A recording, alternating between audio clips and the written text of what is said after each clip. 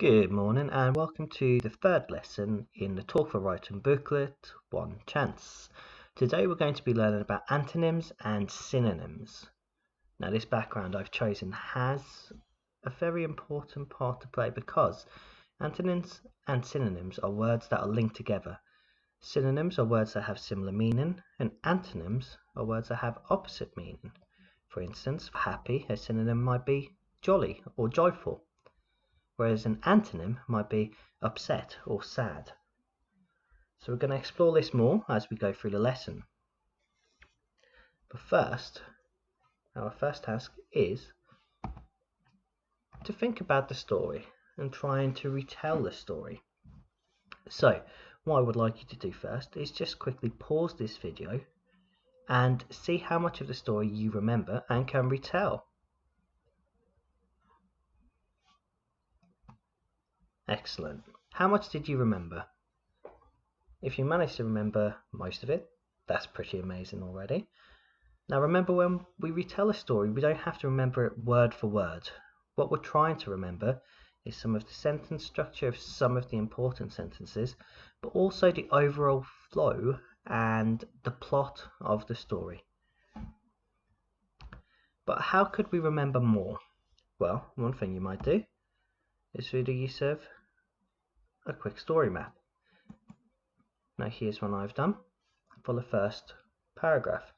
Now remember, story maps are only quick and they aren't an art lesson, so they don't need to be full of really high quality art.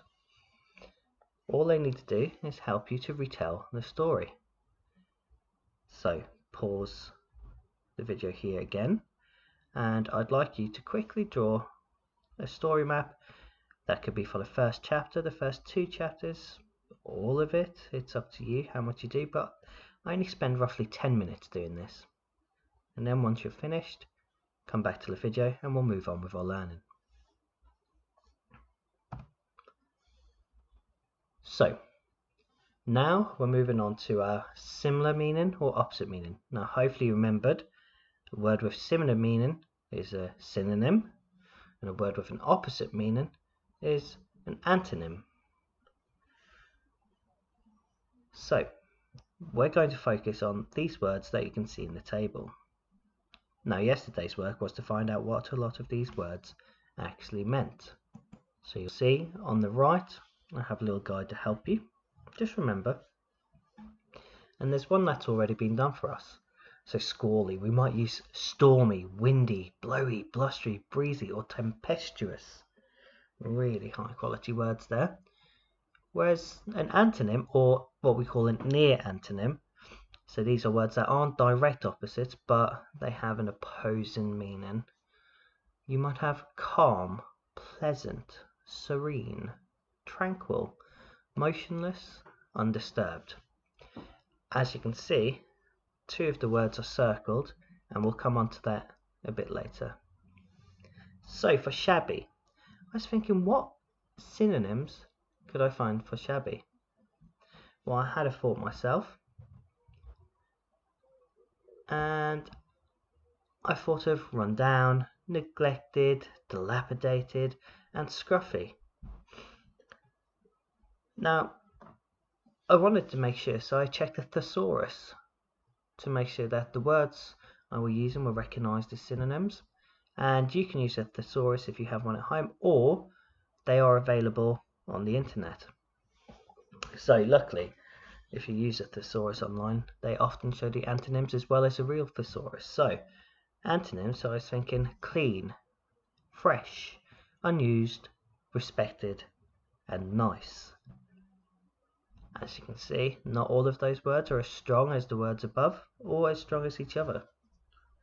And sometimes we have to think really careful about which synonym or antonym we use. Well, I didn't want to stop there, so I looked at humble. In synonyms, remember, synonyms are words that have similar meaning. You might have modest, ordinary, simple. Whereas antonyms, remember, are words that have opposing meanings. You might have complex, intricate, extraordinary. So your task is to work through this table and find different synonyms for all of the remaining words And you might want to choose different synonyms to the ones I've chosen for shabby and humble, and also different antonyms.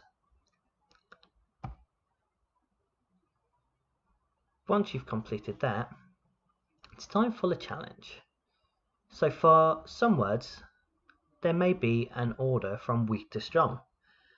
So the example given is some synonyms for seething. So you might think irate is a bit weaker, cross, then livid, then furious is the strongest.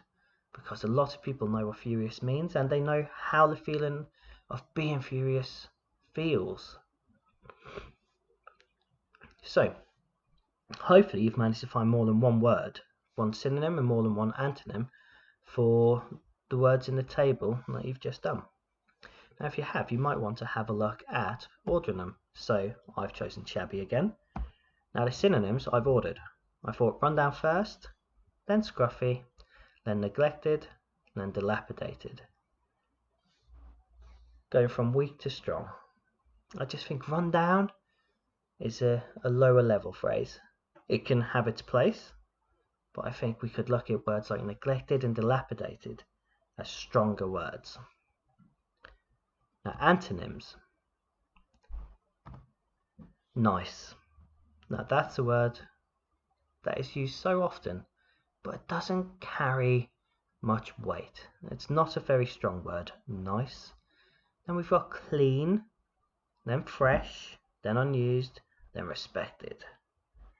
Now the reason we're thinking respected is because if it's been respected and it's been looked after, then it wouldn't be shabby. So go through your words in your table and order them from weakest to strongest. Pause the video here and we'll continue once you're finished. Okay, let's continue with our learning. So now we're going to use synonyms and antonyms in our sentences. You might also use some of the words from the list above. It doesn't just have to be the synonyms and antonyms, but it'd be good if you could use some of them. So as you can see in the example, Sarah's seething resentment finally reached boiling point. At the end of the match, the seething mass split out of the football ground. I'm guessing they're seething because their team didn't do too well. I'm used to that. So I had a look and I thought the toddler scowled at the plate of vegetables. Is that a very high level sentence? Not what I'd expect to be year 5 or 6. So we could look at a more complex sentence. After being promised treats for dinner, the toddler scowled at the plate of horrid vegetables placed before him. Pardon the spelling mistake there, you can see place.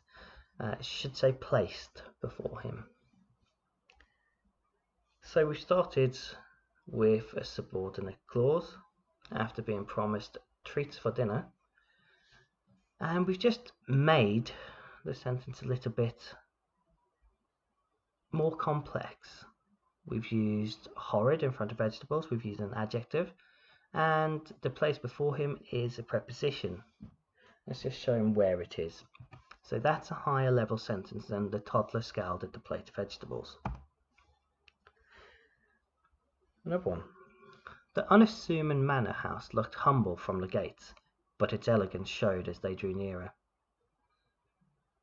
So here we're thinking about a small, humble, very plain looking manor house when you're far away, but as you draw nearer, you realize actually there is so much more detail that maybe you can't see from further away, and it's actually a beautiful, elegant house. Now I'd like you to write some sentences using either some of the synonyms or some of the words from the tables above. Now remember, you are year 5 and 6, so I expect high quality sentences, including some subordinate clauses, fronted adverbials, adjectives, adverbs, higher quality sentences. It would be great to see some, so if you do finish them, remember you can share your work on Tapestry, and that is going to be the end of the lesson. So I hope you've enjoyed it, and I will be back on soon. Thank you.